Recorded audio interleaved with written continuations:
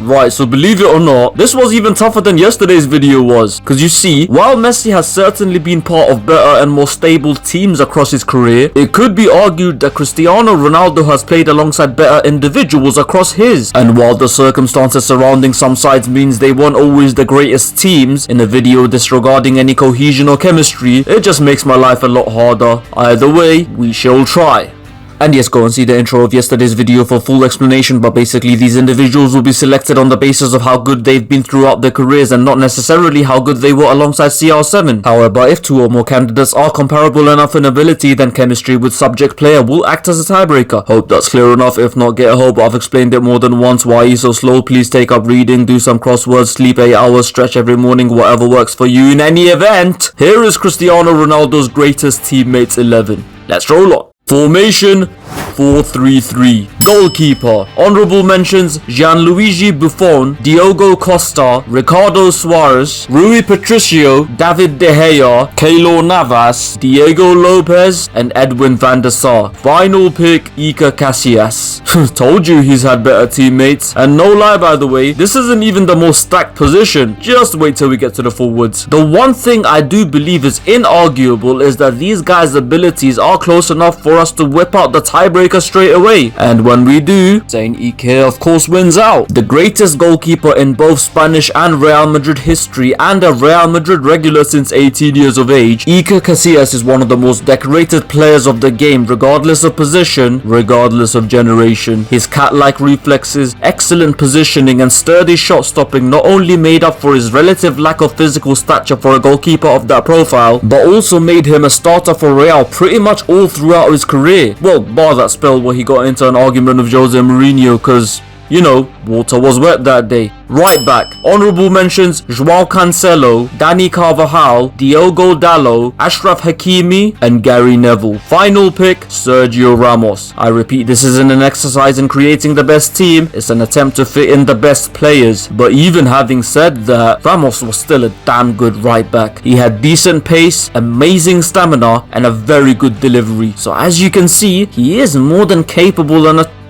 Wait. What the fuck am I doing? Bro, this guy literally won the World Cup as a right back. So, shut up. But even still, I'm sure he'll be better remembered in the history books more from what he was from the middle. And why not? I mean, I've said this before, but once he did get his shit together, Sergio Ramos was comfortably one of, if not the best defender in the world, and certainly the most complete one for well over half a decade. He had the physicality and intelligence to protect his goal, and he had the skills and willingness to cause damage to the opposing one, scoring in 2 Champions League finals, including the now legendary 92-minute 48-second equalizer during La Decima, as well as winning a further 2 UCLs in that historic spell with Real in the mid-2010s. And best believe, his important goals did not end there, cause as the old saying goes, cometh the hour, cometh the man. And no doubt, El Capitano was that man. Right centre back. Honourable mentions Ricardo Carvalho, Ruben Diaz, Leonardo Bonucci, Rafa Varane, Nacho Fernandez, and Gerard Piqué. Final pick, Rio Ferdinand. He may still talk like he spends his evening on the streets of Peckham asking random people what they got for him, but there was no defender in the world as classy as Rio Ferdinand on his day. And it's strange because despite being the, spoilers, only defender in this team who's never played outside the British Isles, Ferdinand may actually be the best ball player of all of them. And for that, I'm gonna go as far as to say that we never really got to see the man achieve his full potential. He was famously told by Sven to never step out of the back line when playing for England, and despite winning multiple Premier League titles and literally lifting the Champions League when alongside Ronnie at United, he still didn't have the freedom to showcase his real strengths in Sir Alex's counter-attacking setup either. And bro, I'm 100% serious when I say this. If he was at Barca back then, he's sending Piqué straight to the bench, and if it was in Man City now, he's sending John Stones straight to the job centre. Make no mistake. Left centre back. Honourable mentions Fernando Couto, Nemanja Vidic, Wes Brown, Pepe, and Harry Maguire is a really nice guy. Final pick, Giorgio Chiellini. Wasn't planning it this way, but boy, this may just be an ideal defensive partnership. Rio's cool, calm, collected and composed capacity of controlling the chaos that occurs in his crease with class to Chiellini's, well, this shit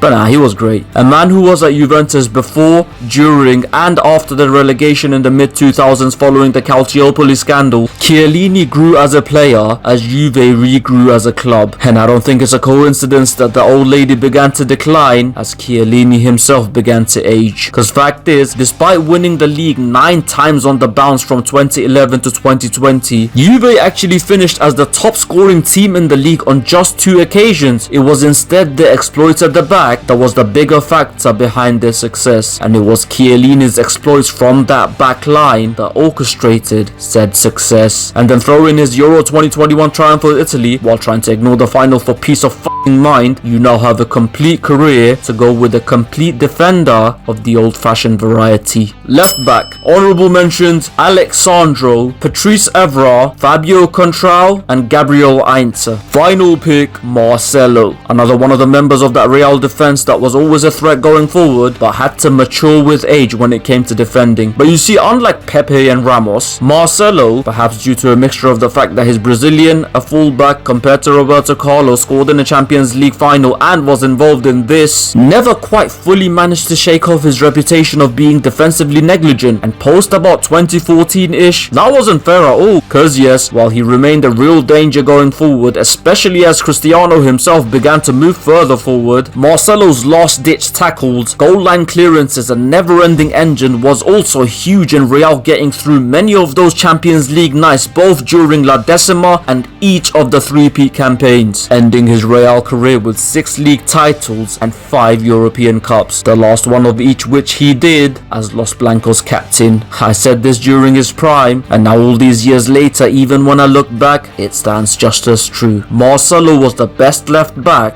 of his generation. Defensive midfield, honourable mentions Nemanja Matic, Owen Hargreaves, Casemiro, Sami Khedira, Mahamadou Diarra and Michael Essien. Final pick, Roy Keane, the greatest captain any footballer would be lucky to have. Roy Keane's leadership, tenacity, aggression, mentality has actually somewhat done him dirty in his post-playing career, cause that's what pretty much all these moron kids today see of this man, and the fact that he was one of the greatest midfielders in Premier League history seems to really go under the radar. Probably the best short to mid-range passer of his time, Keano's performance levels, much like his protege at United, seem to rise with the occasion, seem to rise with the level of opposition. But don't get me wrong, this does not mean that he's never given his all in any game, no matter the occasion, no matter the opposition. Born winner. Regista midfield, honourable mentions João Moutinho, Toni Kroos, Mateo Kovacic, Xabi Alonso and Michael Carrick. Final pick, Paul Scholes, Keano's longtime partner in the middle of the park. Paul Scholes also kind of suffers from this stupid younger generation not realizing how good he was, but with him it's more because of the obsession with stats. Because you see, what these helmets tend to do is that,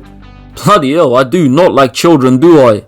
I'll be nice. So you see, what these pricks tend to do with players they've never seen nor are interested to see is that they go onto either Twitter or one of these stupid data sites, check their stats, make a judgment, and pretend they have seen him play. And because Scholesy later on in his career couldn't match his contemporaries in terms of goals and assists, people just assume he's only hyped up by United fans. But simply put, kids, if you rated Xavi during his career, you would have rated Paul Scholes during his. Because once he began to change his game in his 30s, around the time Rooney and Ronaldo began hitting their stride, Scholesy was basically the Premier League version of a Xavi or Pirlo. So not as involved as these guys were, not as cautious as these guys were, but a lot more exciting, took significantly more risks, and even still barely put a foot wrong. These quotes ain't fake, folks. These quotes ain't fake. Mezzala midfield, honourable mentions Bernardo Silva, Bruno Fernandes, Paul Pogba, Juan Mata, Mesut Ozil, Rui Costa, Deco, Kaká, Guti and Isco. Final fuck me. Final pick, Luka Modric. On the 2nd of March 2013, Real Madrid played Barcelona in an unusually early kickoff, and I remember being out and on the bus on my way home when my mate WhatsApped me the lineup, and despite seeing a team sheet where Cristiano friggin' Ronaldo was on the bench, what stood out for me was that Mesut Ozil wasn't playing and Luka Modric was. And I actually messaged my friend back saying something to the effect of, "This manager has lost his mind." His response, "This manager knows more than you."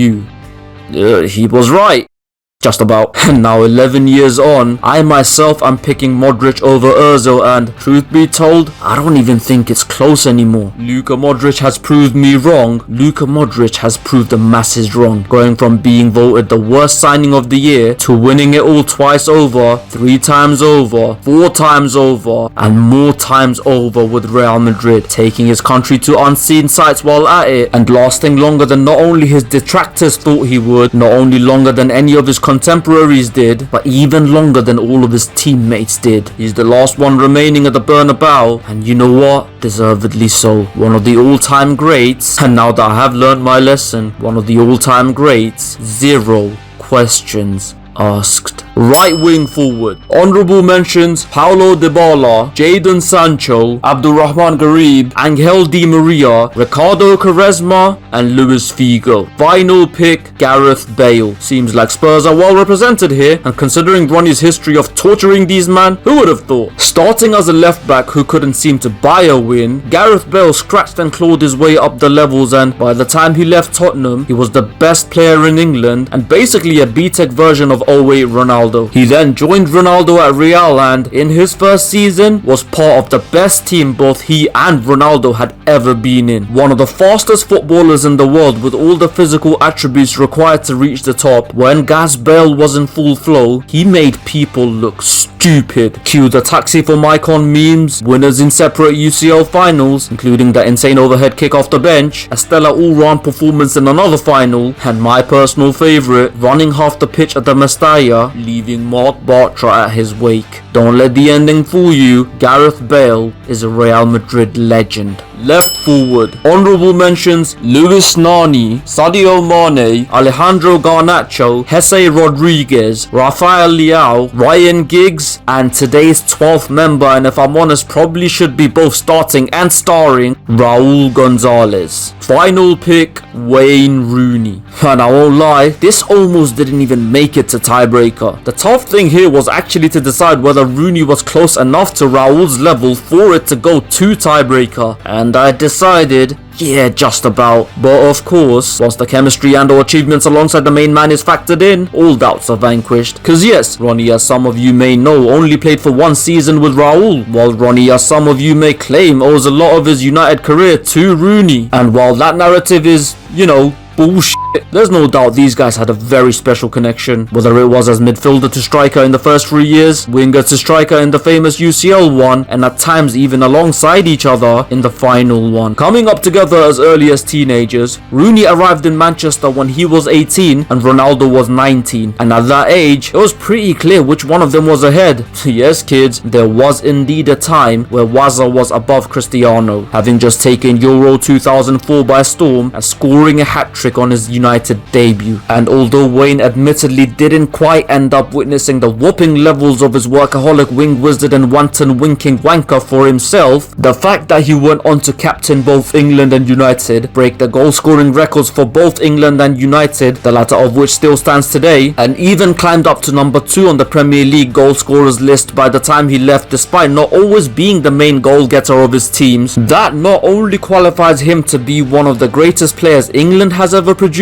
but undoubtedly one of Ronnie's best teammates. Centre forward. Honourable mentions: oh boy, Gonzalo Higuain, Carlos Tevez, Edinson Cavani, Anderson Talisca, Diego Forlan, Mario Mandzukic, Luis Saha, Dimitar Berbatov, Ole Gunnar Solskjaer, Ruud van Nistelrooy, Helder Postiga, Nuno Gomes, Pauletta, and also Eder for obvious reasons. Final pick: Karim Benzema. Weird case of this being the most stacked position on this list, and simultaneously one of the easier picks of this list, and that's simply because most of these strikers are similar enough in ability, so you know, it goes to the tiebreaker of how well did they gel with CR7, and well, and well. And well, and well, and well. And yes, once again, the narrative that Benzema did everything for Ronaldo is also bullshit. Because the truth is, not only did they do a lot for each other, but at times had to tolerate one another. Benzema had to deal with Ronaldo's selfishness and single-minded nature, while Ronaldo early on had to put up with Benzema,